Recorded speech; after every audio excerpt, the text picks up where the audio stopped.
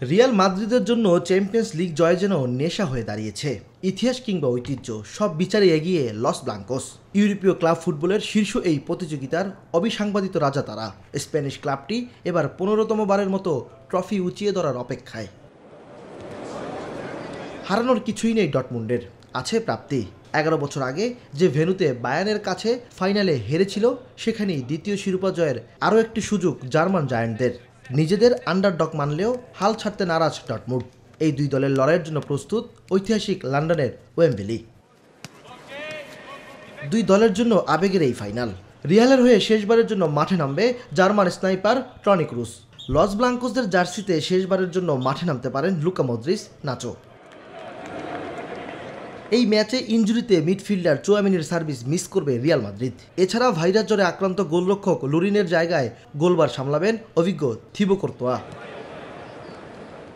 দুই দল এ পর্যন্ত 14 বার একে অপরের মুখোমুখি হয়েছে।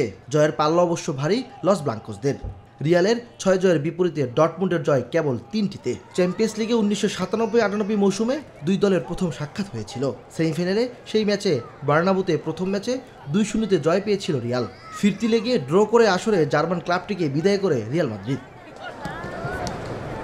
ইমরান হোসেন, নিউজ 24।